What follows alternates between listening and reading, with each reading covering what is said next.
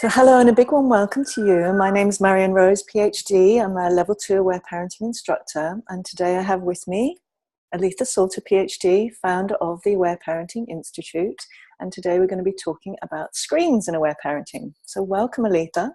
Thank you. Thank you. Good to talk with you. Yay, I'm so enjoying these. So screens, such a big topic, isn't it? Such a emotive topic as well, I think, for parents, and concerning topic, and I think so much information, and I think so many parents wanting clarity and understanding about screens. So I'd love to hear, what do you hear are parents' main concerns around screens? Parents have a lot of concerns, and there weren't all these devices available when my kids were little, so I didn't really have to cope with this to the extent of parents. So at first I was feeling a little, didn't know quite what to say. I haven't experienced this. I don't know what to do. But then, by working with parents and really thinking about it and talking, I have come up with some guidelines. I think parents' concerns are, addiction, potential for addiction, violence from the violent video games, and taking away playtime. Is this really how children should be spending their time? Is their schoolwork going to suffer? Are they going to not interact with friends anymore?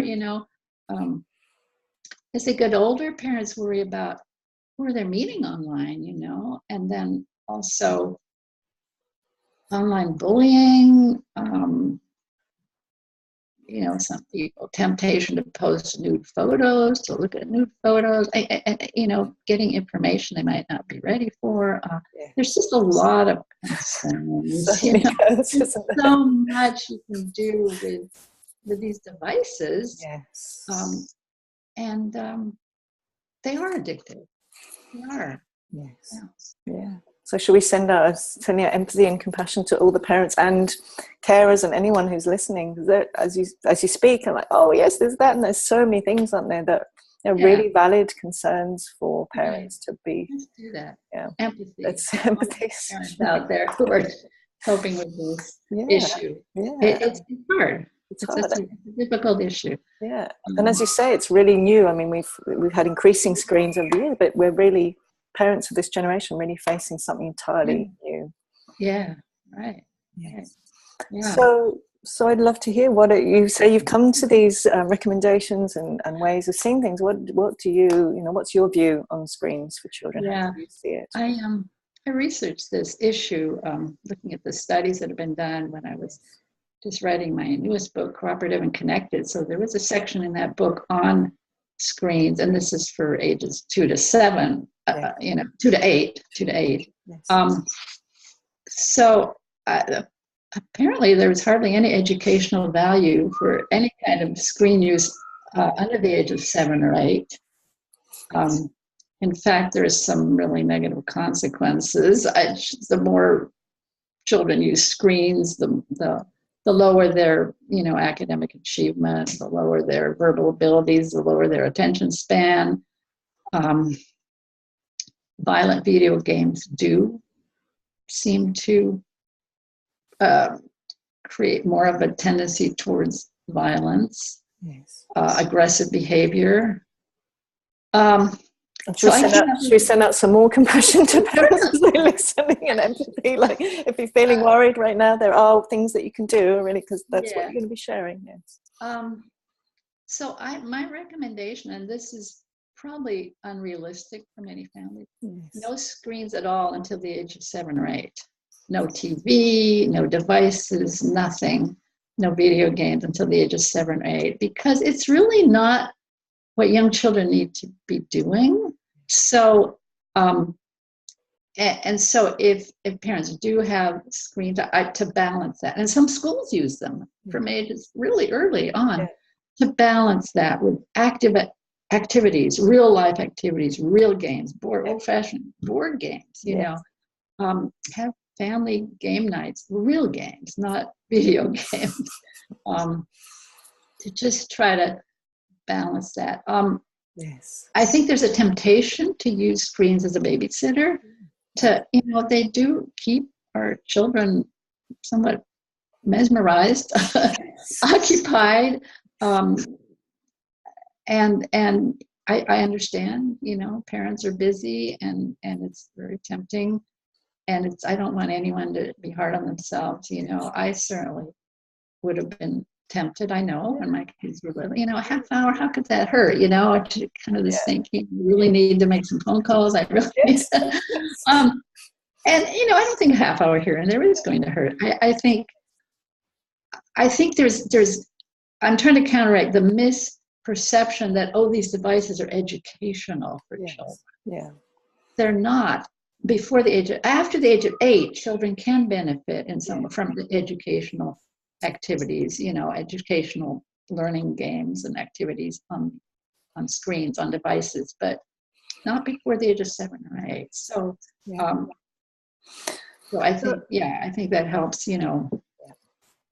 I mean, there's some things that are marketed as education for 4-year-olds, 5-year-olds, 2-year-olds. They're not. Yes. We're much better off. Children would benefit much more, I feel, from arguing with their siblings than from watching. Oh, really? Yeah. Can we quote you on that? Yeah. So, sibling fights, arguing with your siblings, having disagreement, that's real life. That's interaction. And the screen learning is quite passive, even when you are pushing buttons and interacting or being touch screen or whatever. It's still not how children learn best. Yeah, before the age of 8. Yeah. So if parents are watching and listening and they have been using more than that, is there a way that maybe they can, and also acknowledging, their needs and our needs, that sometimes, yes, it's going to be absolutely a really helpful way to, when we need to do things to meet everyone's needs. But is there a way that they could kind of come back away from that? Do you have strategies to help parents? I think one thing is to counteract one big issue that is with screens is the disconnection that can occur between parents and children, and between children disconnected from themselves, from their feelings. So one thing that parents can do, if parents are trying to ease their children out of screen use, is to do it with them. Do the games with them. Connect with them around it. Yes. Turn it into a power reversal. Act really stupid, like, I don't get this. How do you do that? You're so fast. How do you capture all those people, whatever it is? Wow, just get them laughing. Ask them to explain it to you. Ask them to tell you what it's like. So connect with them around screen. That. Yeah, I'd love to share an experience I have that with my son. I call it present time. As you know, you have the term non-directive. I can't even remember it. Non-directive child-centered play. Yes, so I call it present time, and we have present time and screen present time. And when I do screen present time with him, he will be showing me things, so I don't need to pretend to not know, and I don't need to pretend to be like, I don't know what I'm doing. And for me, it actually has really helped me to see he's internalized all the ways I've been with him, and that's actually where I see it, because he's very compassionate, and he shows me how to do things, and he'll in the game he'll make himself lose 10,000 times so that he'll help me do it. And it's so I find that a really helpful way of us connecting around screens. And as children get older, would you like to show me the photo of they're your friends? Your friends have posted on whatever the current thing is, Snapchat or whatever they're called, Instagram. All these, that was something new. Ask them about showing interest in their screen activities. It's a way to counteract the disconnection that can occur. Yeah.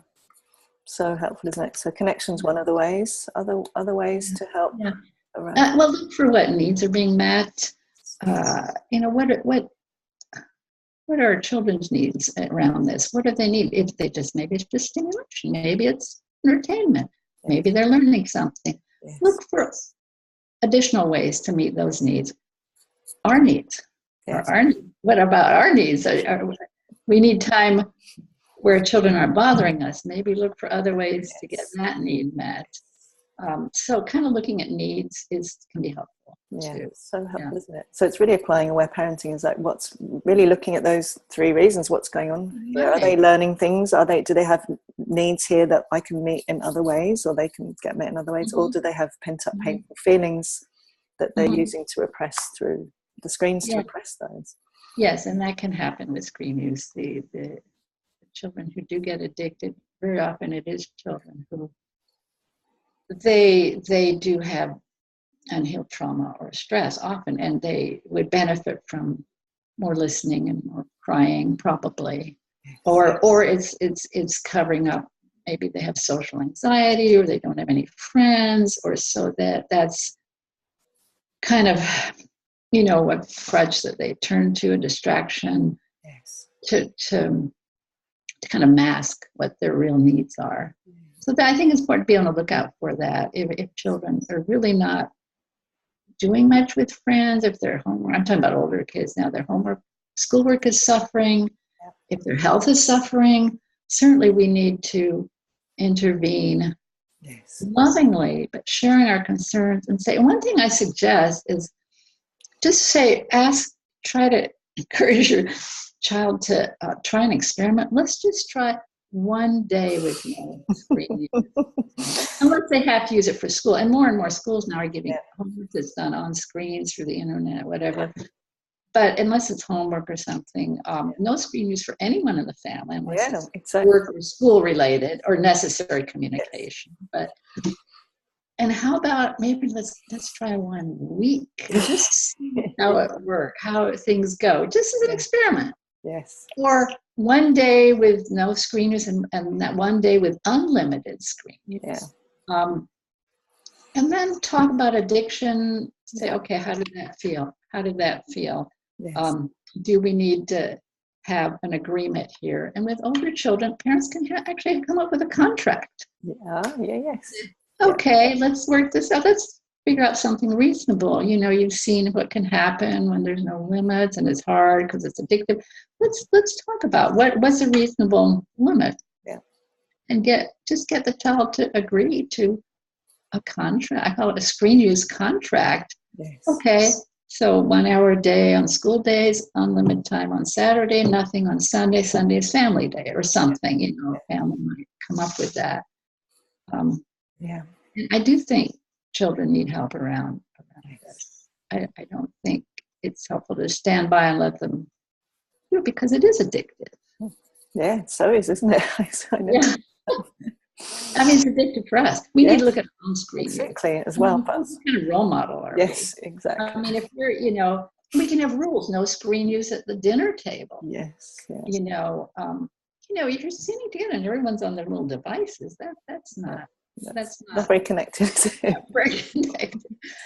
And I love really bringing the aware parenting approach in. It's really what I love is always looking at, and in any moment as well, I find that so helpful to remember. First of all, connecting with myself and then connecting with them. So it's not coming from a should or a thought about what they're doing. It's actually finding out what's really going on here and now. Are they meeting a need here? What's being interested, going in for connection, and then finding out, well, what do we need to do here? Do we need to, I love you talk about family meetings as well. So it's coming, the actions we're taking coming from a place of connection rather than power over or permissiveness. We're nothing else is going to work anyway.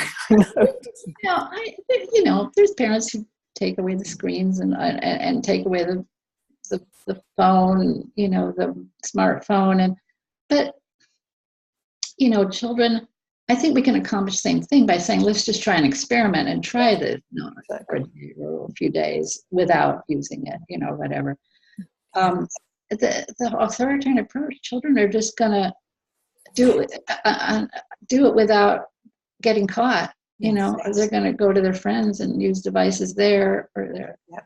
And then they're going to feel resentful and we're going to feel resentful, and we run out of power anyway the older they get. I mean, we can't, power-based methods of control. By the time they're 13 or 14, we have a whole lot of power. We have influence, but we're using, punishment. They'll just learn to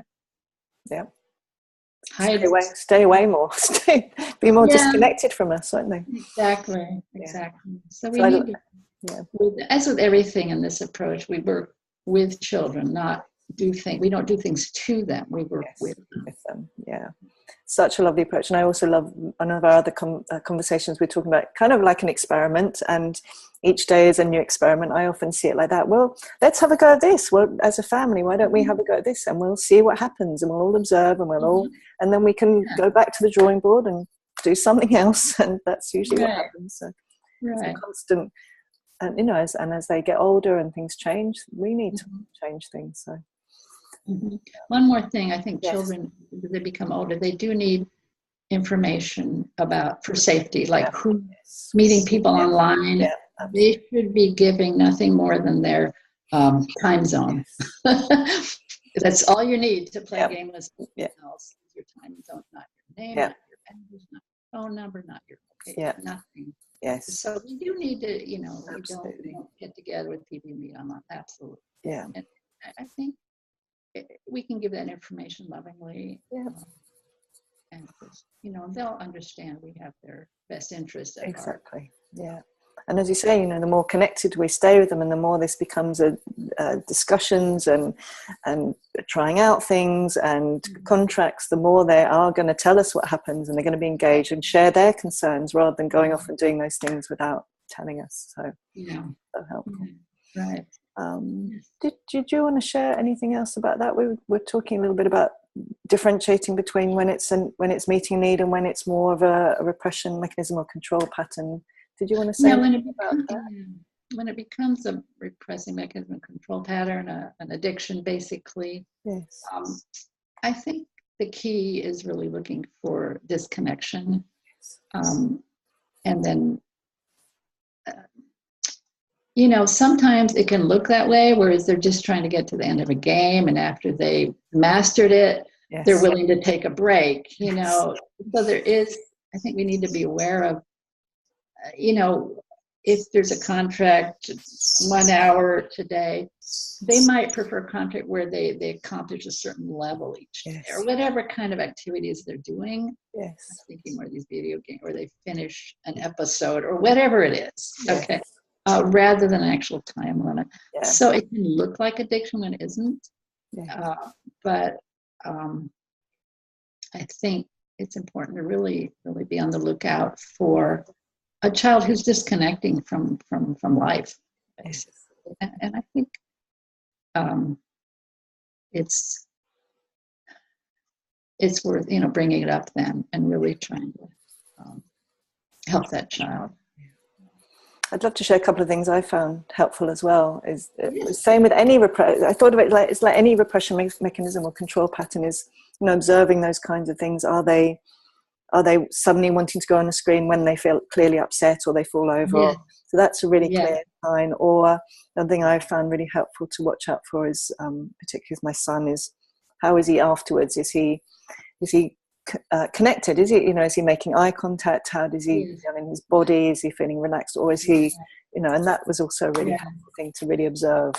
How I like that, to really when they're using the screens. Is it when they're clearly upset and they stomp off, and that's I like that you brought that up. So it's the same, isn't it, in a way, for aware parenting. In any case, we're observing, we're connecting, we're staying connected with ourselves and whatever's going on for us, and going off and getting some empathy time if we've got big feelings, so that we can stay connected with them and really see what's actually going on for them, what they need. It's important to get support for ourselves. I think a lot of feelings come up. We see our kids doing these things. What's going on? I mean, I think the feeling is helplessness. Parents, the device is taking over their children's lives. It's very easy to start feeling helpless and frustrated and to not really know what to do. And empathy for ourselves, finding support, engage with the parents. And I don't we need to stop blaming ourselves for our children's behavior. There's a whole culture out there that's influencing our children, and it comes into our homes with these screens very early. Yeah. And it's a hard, it's challenging thing. And really remembering that I really learned this from you, is when we feel helpless or powerless and we're not really addressing that or getting support for ourselves, that's when we're most likely to use power over, or punishment or threats or harshness, and then often things start to go really downhill, because then they need autonomy and choice, and it often ends up not so great. So really that piece is important, isn't it? Yeah. And if we do the wrong thing one day, there's always another day. Exactly. Yes. No, lots of practice opportunities, aren't there? Yes. Yeah. Thank you so much. I think it's such an important topic for parents, and I so appreciate your approach around connection and empathy for everyone for this. And if people want to find out more about your work, where can they go? On my website, awareparenting.com, my 5 books.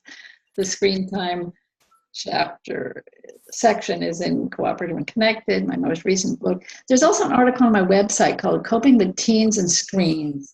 Yeah, there it is. And it's just a list of guidelines for teens. Yeah. So that kind of supplements the information about younger children that's in Cooperative and Connected. So yeah, thank you so much. Thank you. Yay. And my website is marionrose.net, and we have a whole series of these conversations. So if you enjoy this one, come and listen or watch to the others.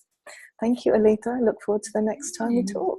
Yes, thank you for your input, and I enjoyed this conversation. Oh, yay. Thank you. Me too. Bye. Bye.